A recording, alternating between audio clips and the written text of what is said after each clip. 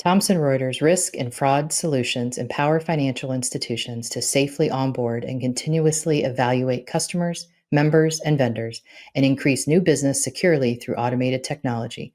Visit tr.com/clear to learn more.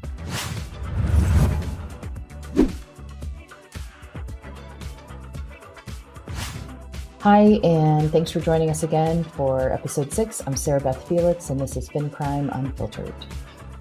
So, happy Friday, and I have a few things that I wanted to address this week, just kind of a smorgasbord, if you will, of different things, but always with some operational impacts and takeaways. But I wanted to just quickly say I've heard from at least a dozen people or so. I stopped counting at about 12. They reached out to express either similar frustrations or support regarding a news article of my work being ripped off and then AI'd twice. I don't know if AI'd is a verb, but we'll make it a verb. And just kind of stripping it of its substance. So one, thanks for caring. But also, I think this speaks to the beauty of the human mind and how we are able to operationalize things that machines can't, and which, in my opinion, supports the limited use. I mean, I definitely think we need to use AI in a responsible and in a knowledgeable manner, but I think it supports the limited use of AI in our anti-financial crime world. So even in summarizing material, AI really can fall short if you're wanting a what to do next type of output. Because that what to do next type of output really comes from real world, boots on the ground, having, implemented or rolled out or changed something. And that's really not something that AI can draw from, right? That's not an experience they can draw from. Even if it is in 0-1, data bytes format, it still isn't something that can be totally replicated from the human experience. So, it's one thing to be able to summarize the contents, which I believe that AI does have some efficiencies in that, but it's not really all that we need. We need an extraction and then an operationalization, that's a mouthful, of that material for that to actually mean something, for us to actually do something with it. And so for us to try to outsource that to AI, I think is what this news article from the team at AML Intelligence really kind of, they kind of talk about that. This was like a second-time offender. They had gotten some news wrong from that news source, and then they also did it for mine too. So I'm not going to talk about the companies that were the offender one, but I did, before I move on, I do want to, maybe in a humorous way or maybe in a frustration way, because I don't know how else to talk about this, but when this happened on April 29th, I filed a copyright infringement. I filed 2 copyright infringement cases with LinkedIn, and which is what they say you should do. I was following LinkedIn's protocol. I provided all the information. I provided my original posts and how, the 2 sources were stripping all of my information without credit. And then I was told, because I also sent it to my lawyers, and my lawyers sent a cease and desist. And then I went back to LinkedIn to have them remove the cases because I started to notice I had this severe drop in impressions. And that's just eyeballs, not necessarily likes or anything like that, but just eyes hitting any of the things I was posting. Now, fast forward, actually, it's been a month. And by LinkedIn's own stats, I am looking at almost a high 40% decline in impressions. And I've reached out, I've talked to 4 different individuals at the LinkedIn Premium Support, and they've all told me that they're suppressing my posts to protect me. That's the quote I keep getting. And I have no recourse. I have no way to withdraw these copyright infringement cases. And one of the individuals actually told me that they actually don't suppress the infringer. They only suppress the infringee, which I found very interesting. Nothing like blaming the victim. So if you are on LinkedIn and you haven't seen my stuff, it's not because I'm not posting. It's because they are suppressing my posts because I filed a copyright infringement. So if you do like my stuff on LinkedIn, you find it helpful, just email us at FinCrimeUnfiltered@illicitedge.com, or you can direct message me on LinkedIn. I'm not really sure how to fix this. I've tried, but my impressions just keep declining, and I haven't changed my material. So, and I keep having more followers. So I'm, the only thing there really for me is seeing that LinkedIn is suppressing my posts to protect me. So anyways, all right. So let's move beyond the drama in my little world to some other news that I think we can learn from. And I didn't see anyone posting about this in my network. But I think these two cases are very, very interesting because it's something that I see in every single bank and credit union that I've been in throughout my career. And it does feel like, with all the hundreds of thousands of miles that I've flown on the road, going to the smallest of banks, to the regional banks, and everyone in between, as well as credit unions, I feel like I've been in every branch, in every community bank and credit union. Of course, I haven't been, but that's what it feels like. And when I read these two cases, I started to have like these faint memories kind of pop up, like, ooh, I remember this client or that client having situations just like this. So I wanted to talk about it because I think, one, they are unique. Two, they didn't get a lot of airtime. And three, and most importantly, there's data and red flags that should be integrated into not just your frontline training, but also the training of your analysts that are responsible for dispositioning alerts. So first one was out of the Southeast. There was a construction company, several shell companies. So we know construction companies are big, especially in community institutions. Every community institution I've been in has at least, several dozen, if not several hundred, in the construction company industry code bucket. This one is $74 million of a money laundering scheme, and it touches on not just the check cashing component, the unlicensed MSB, but the indictment is really interesting because it goes through and it talks about how these two individuals cashed or transacted more than $74 million in unlicensed, unregistered MSB activity, and they made money off of this. So, if you have a construction company, which you all of them, every single person listening to this, if you are in a bank, you have at least several dozen of these construction companies. What is interesting, and I see this a lot, is that these construction companies had different shell companies. That is what the indictment uses. That's the term they use. So they're shell companies that were set up by these same two individuals and other individuals not named in the indictment. But at least these two individuals had 11 different bank relationships. So they had accounts at 11 different banks. They had several shell companies, and each of their relationships with that bank had at least two. Some had 5 businesses, 5 different companies at each bank. So it would be ABC Construction Company, Inc., XYZ Construction Company, Inc. Those are 2 different EINs set up by the same person, John Doe, at each one. And what this indictment lays out is that there were these 2 individuals instructed outside companies that were paying them for work to make the checks out payable to the shell companies. And then these 2 individuals would go cash the checks and get cash out, right? So the CTRs were filed if they were over 10, but they cashed the checks because they were made payable to the shell companies, and those 2 individuals named were owners and signers of those shell companies. And then those people took a 3 to 5% fee and then paid their typically undocumented workers. So I cannot tell you, there's more clients that come to mind that have this exact situation than clients that don't.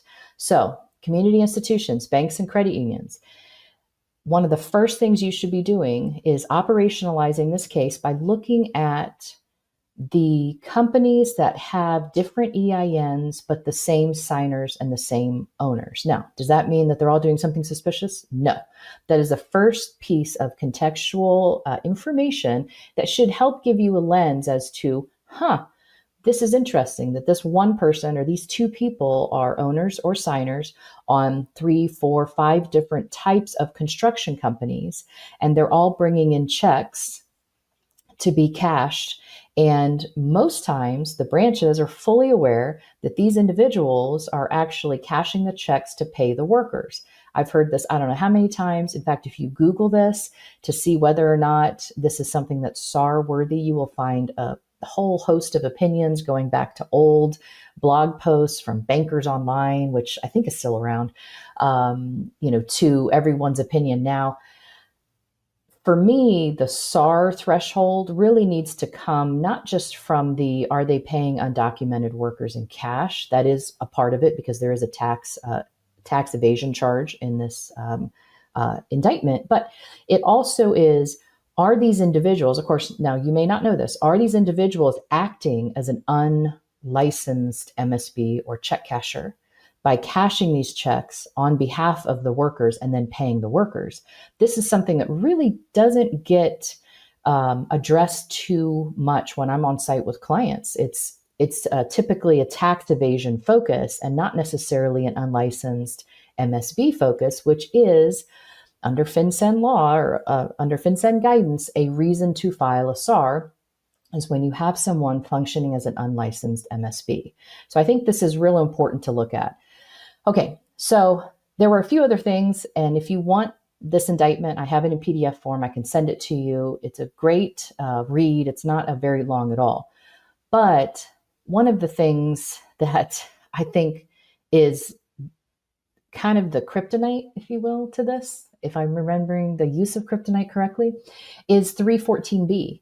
And I've been a huge proponent of 314B. I would like it to be required. And just for those who are listening, 314B is the ability for financial institutions to share information with other financial institutions under safe harbor provided under the Patriot Act under 314B.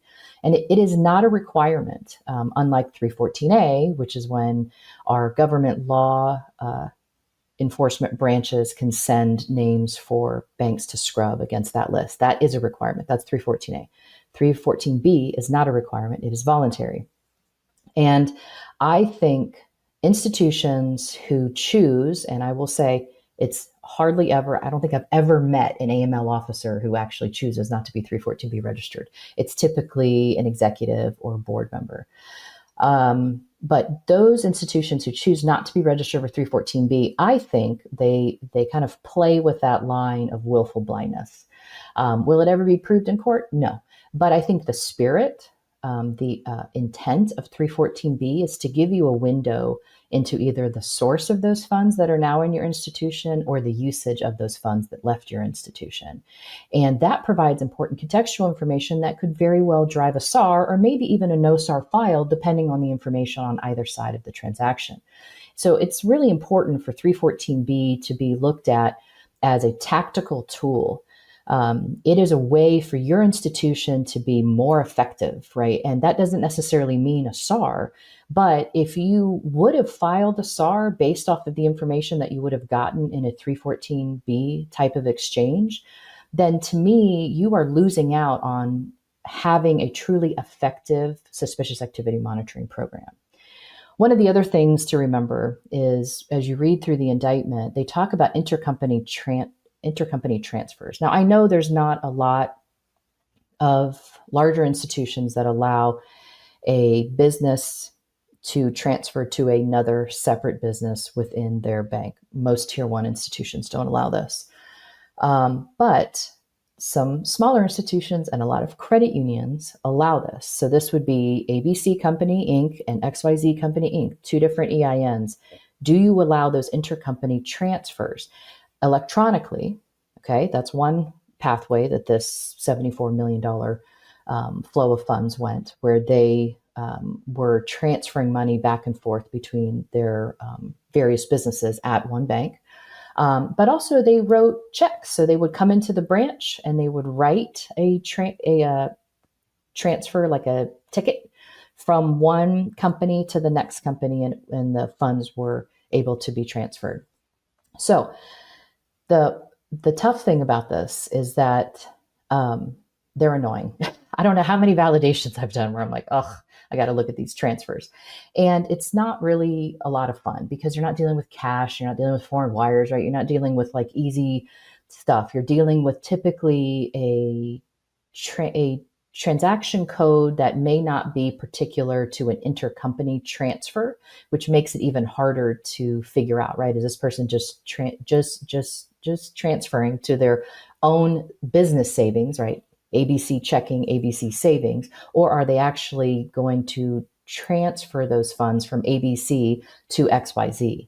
And typically those TRAN codes don't translate very well. So definitely don't lose sight if there's a lot of kind of, glazed over looks as soon as transfers come up. I would encourage your team to really dive into that, especially if they're seeing different businesses owned or have the same signers, owned by the same people or have the same signers.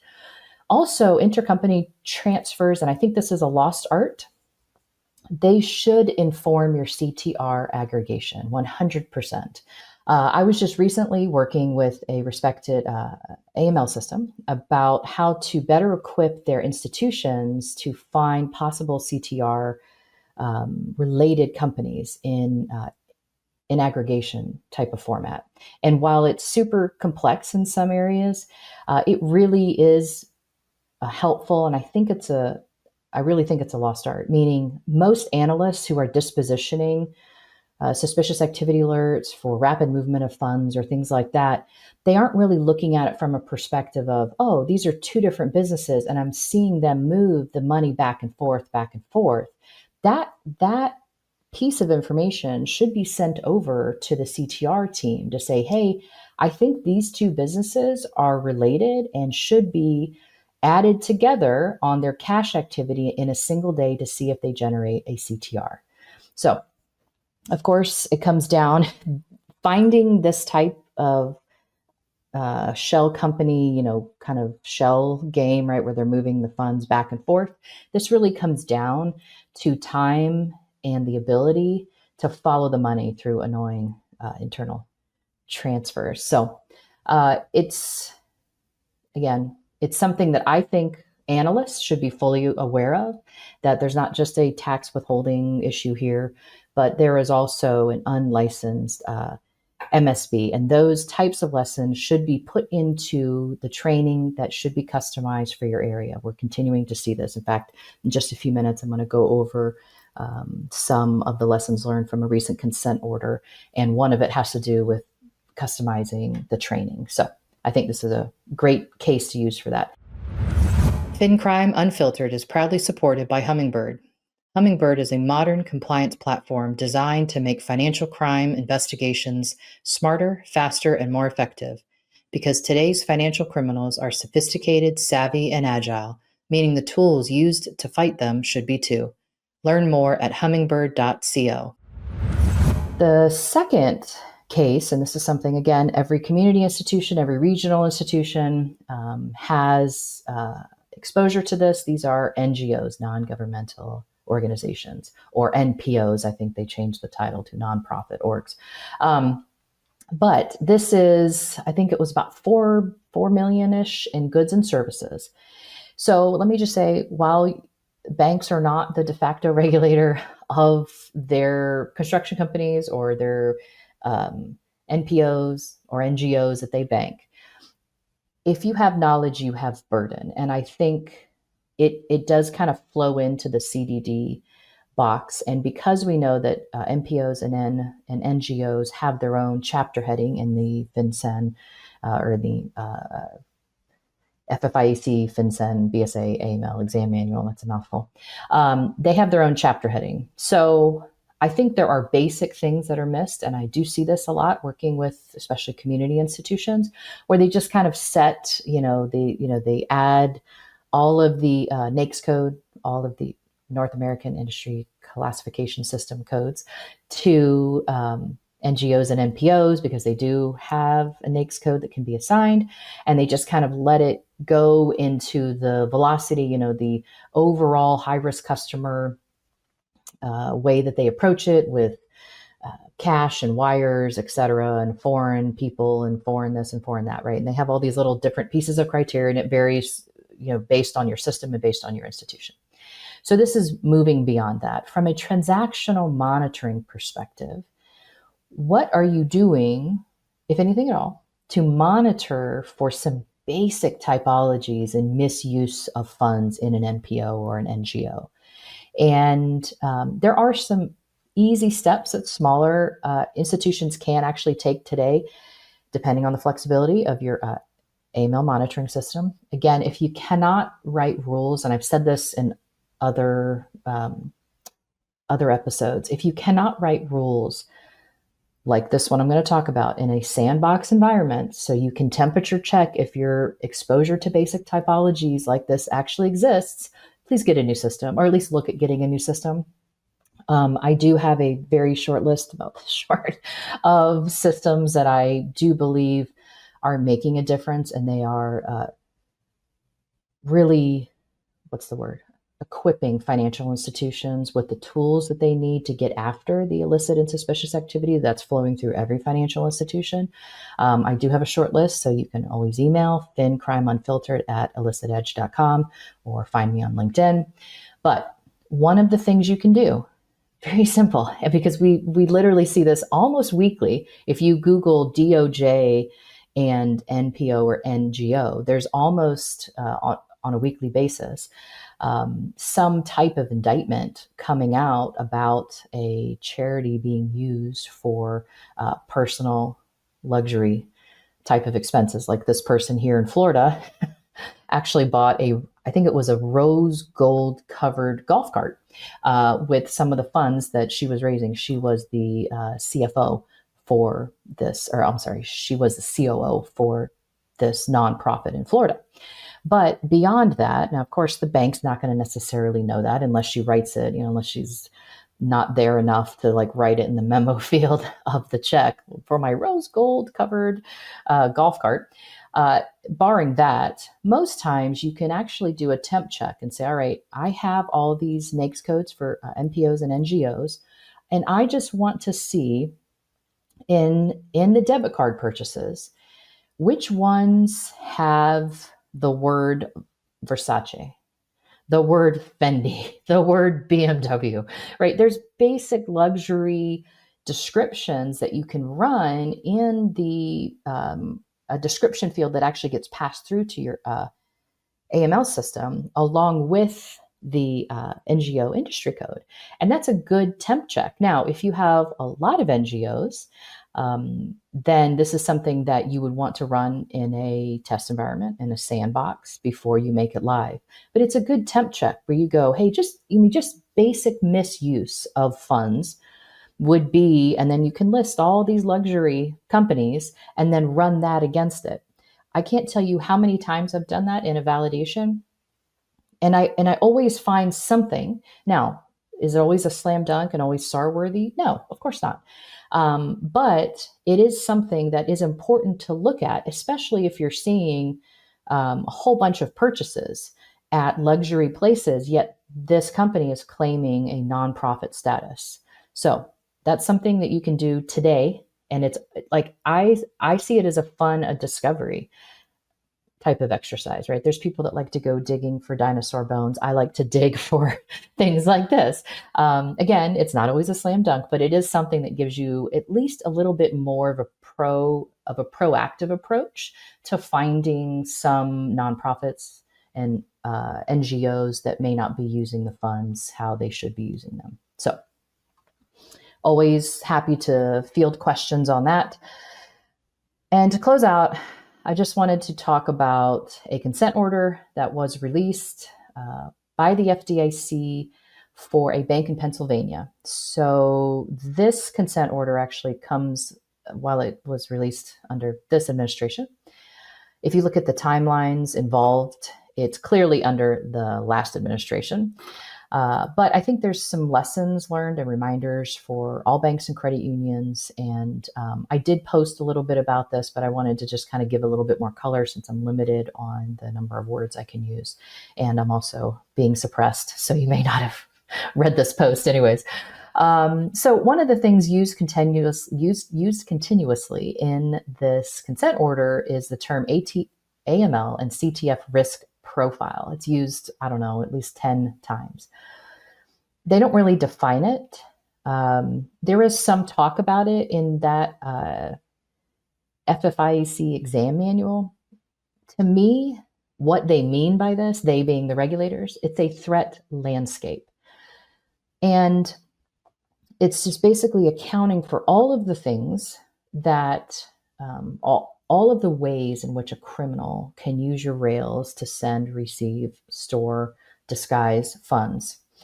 And a lot of times when we talk about a threat landscape, it's used on the government side, it's used in the military, it's used in a very tactical sense. And then by the time we get it to the bank side, people just go, oh no, that's just my risk landscape. I'm like, no. Okay. So I say this a lot. If you've ever heard me speak in person, risk is a byproduct of threat and vulnerability. The way I see it is a mathematical type of equation. Threat plus vulnerability equals risk. If we don't follow that path, then risk is really something that I think and feel and hope is happening or not happening in my institution.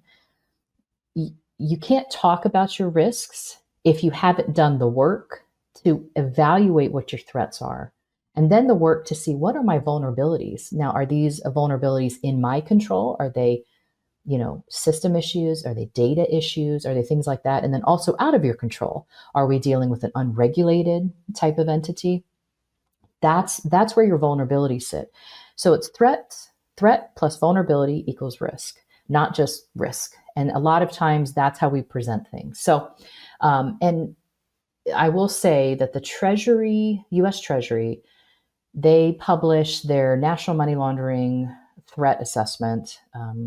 I think the first time I ever saw this type of equation, they have another factor that they add to that type of equation for their purposes. For financial institution purposes, I find that if we keep it to threat plus vulnerability equals risk, then that's something that is a lot more workable, if you will, in our type of environment, because we're not government related, or we are not part of the government, even though sometimes we feel like we are an arm of the government. So an important thing to keep in mind is your mindset when you're approaching building what your risk profile is. To me, that's your threat landscape and your threat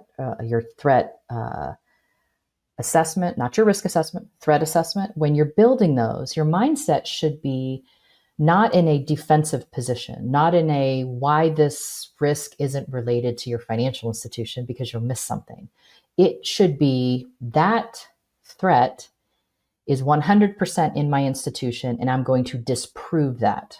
Okay. So you assume that it is 100% related. Proliferation financing. Perfect example. I don't know how many times community institutions, when they look at the national priorities, the 8 national priorities, they look at proliferation financing and they go, oh, that isn't related to my institution at all because I'm $1 billion bank in the middle of nowhere. No one is trying to design weapons of mass destruction. Wrong mindset. That is a defensive position and possibly an ignorant one. So one of the things you need to do is say that is 100% in my institution. And then as you work towards building that threat plus vulnerability equals risk, as you walk through that exercise, you can either prove or disprove that statement, that 100% assumption that is related to your institution. And that's how you get beyond the fields, if you will, the fields of risk, which a lot of times our risk assessments are a lot of feelings, and they are, typically on the heat map that goes to the board, it's mainly green with a splash of yellow and maybe one orange, maybe one red, because we don't want it to look like we have everything under control. And I think, having been an AML officer, I know what it's like to produce a risk assessment that has a whole bunch of reds and oranges in it, because you automatically attach that to your feeling of whether or not I'm doing my job correctly. And that is a dangerous position. And it's even more dangerous when board members and executive management assign that type of view to it, right? Where if you bring a risk assessment to the board that's got oranges and reds and a whole bunch of things saying, we need help, we need this, we need that, the board goes, oh, well, what did you miss? What is wrong with you, AML officer? And that is a dangerous, dangerous approach. So I would try to detach as much as you can from your identity as an AML officer related to the output of your risk assessment. And I would change it up, right? Just burn it down and start from the beginning. It states in the update of the risk assessment that there is no recommended method or way in which this should be done. That is in the FFIEC exam manual. There is no, there is no way that a regulator can come in, at least according to the exam manual, and say that risk assessment doesn't work for you. If that risk assessment actually addresses all of the threats and all of the vulnerabilities across your institution and how criminals can move, store, hide money in your institution, and you have deliverables out of that will move your program forward, no sharp bank or credit union examiner that actually knows what they're doing will take issue with that. Okay. Now, I will say, I have been in exit meetings with clients of mine, with examiners that are so stuck on the traditional product services GO and having, an 80-page risk assessment that doesn't move the program forward.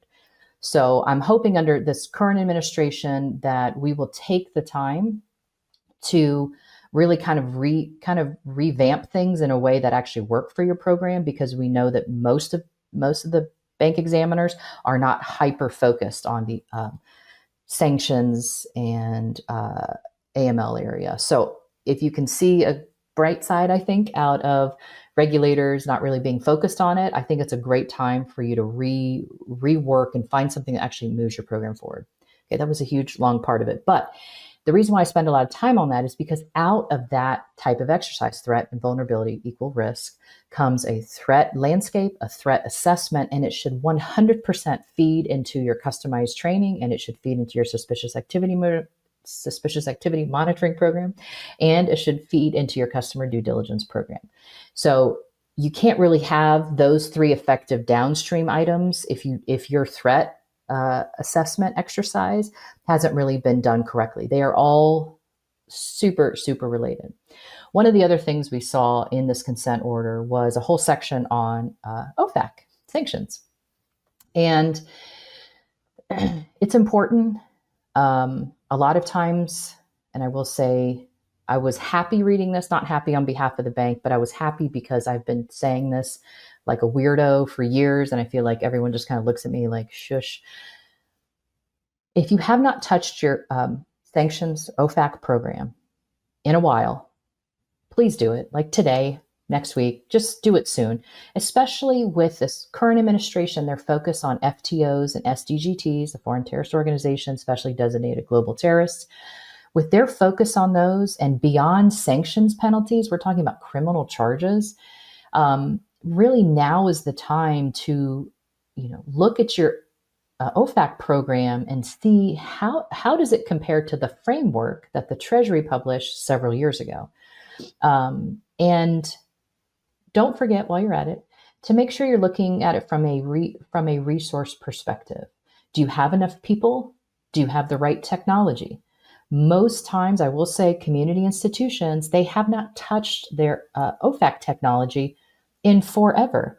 They have a decentralized approach where every, commercial lenders, consumer lenders, the trust company, the wealth management company, the wire area, the front line, they all have a chunk of the sanctions or OFAC puzzle.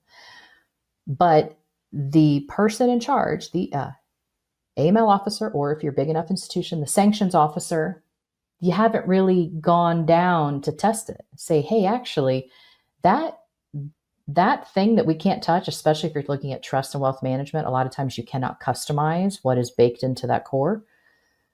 That exceeds, right? That breaches the risk level that we have come to accept for our sanctions program. And a perfect example of that is at the country level. We have country level sanctions restrictions. Now, it doesn't mean that everything is North Korea and you can't ever do business with Russia. Russia and North Korea are not the same type of sanctions that we have against them. But a lot of times the decentralized approach is screening for name only. They're not screening for the nuanced sectoral sanctions. They're not screening for country level sanctions. That's typically something that rolls into an AML system. And even then, several AML vendors are not screening country only. They're so stuck on screening for the name. So I would make sure, and it is not an easy fix. I have done this, and it's not as easy as, oh, let me go turn this on and turn that on. No, it is typically hyper data focused. You got to extract all the data that you have available and start looking at it from how do I get the data out of my wealth management system, out of my commercial lending system, from those fields, from those structured fields. Some are not structured, some are structured, especially when it comes to country risk. So it's a big data lift, but it's worth it, especially because we started to see this last year where OFAC was a big focus of a lot of exams. Now with this current administration, while the AML side kind of seems to be softening a little bit, we still have the focus on FTOs and SDGTs. So I would encourage you to do that.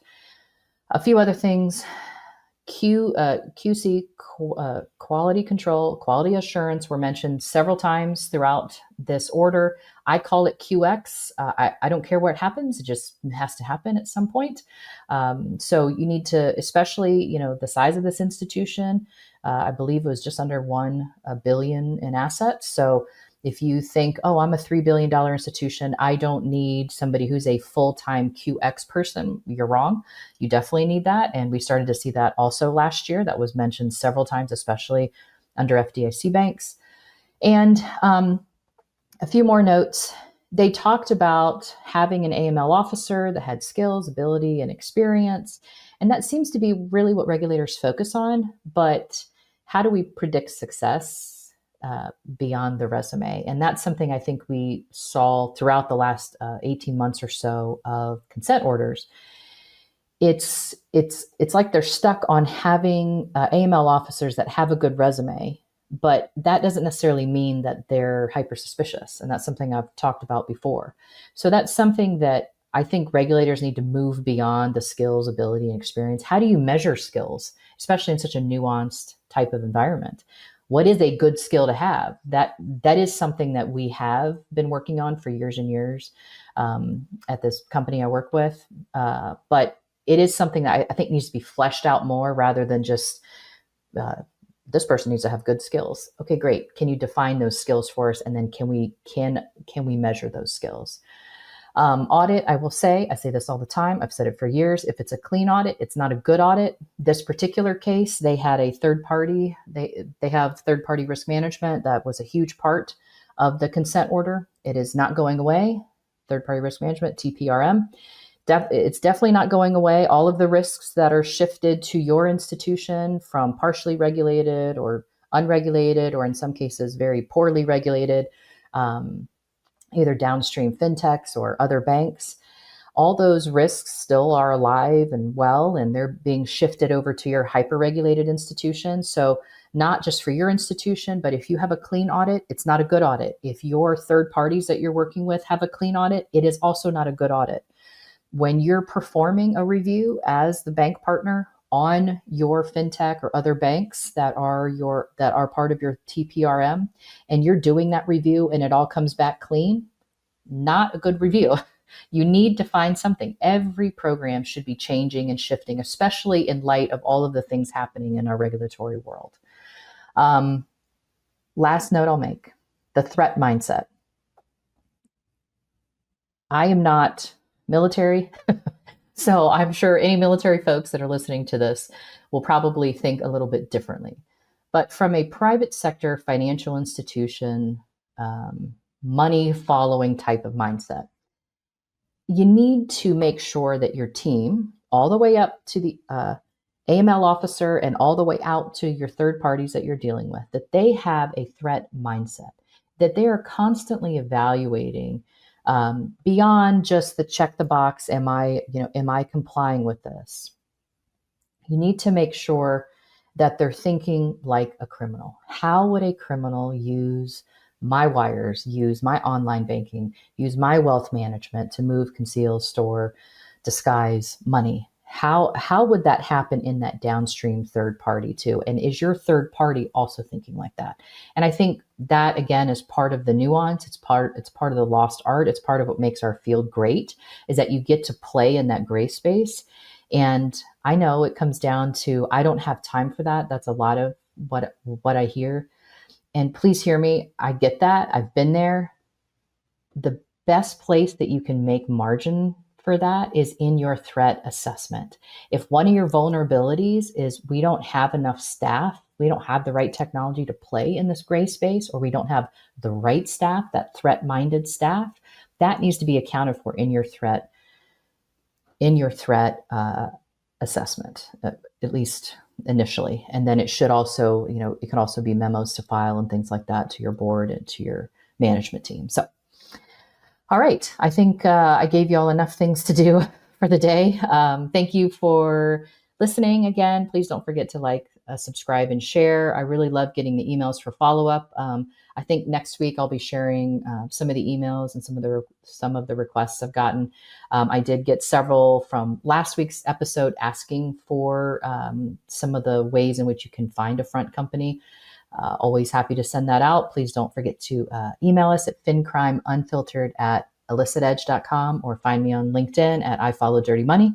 Thank you again, and I hope you have a great day.